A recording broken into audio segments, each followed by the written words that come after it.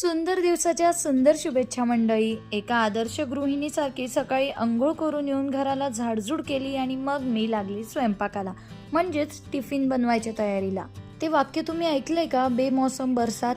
तसं बरसातचं तर मौसम आहेच, पण आम्ही काल भाजी बाजारात गेलो होतो तेव्हा आमच्या आहोंनाही वांगे दिसली आणि वांग्यांचं सीझन नसताना सुद्धा त्यांना भरीत खायची इच्छा झाली. मग काय, घेतली आम्ही वांगी आणि दुसऱ्या दिवशी केलं डब्याला वांग्याचं भरीत. मस्तपैकी गॅसवर, आता चुला तर काही इथे पेटवता येणार नाही, मग गॅसवरच ती वांगी मस्त भाजून घेतली.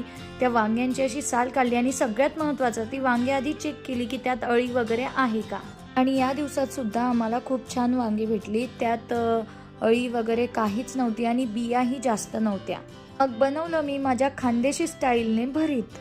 सगळ्यात आधी तेलात शेंगदाणे टाकले, मग त्यात अख्ख्या मिरच्या अशा मधोमध कापून चिरलेल्या त्या टाकल्या. मिरच्यांचा ठेचा टाकण्यापेक्षा अशा अख्ख्या मिरच्या टाकल्या तर त्या भरतासोबत खायला खूप छान लागतात.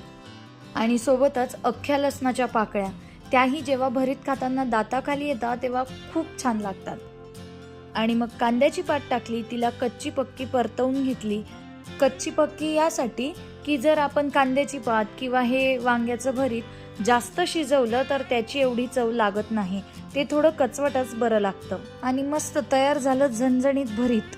असं आमचं खानदेशी स्टाईल भरीत एकदा तुम्ही नक्की करूनच बघा. आणि बाहेरचं वातावरण एवढं छान होतं की मी चहाचा कप घेतला आणि सरळ गॅलरीत जाऊन उभं राहत मस्त पाऊस बघत बघत चहा पिली.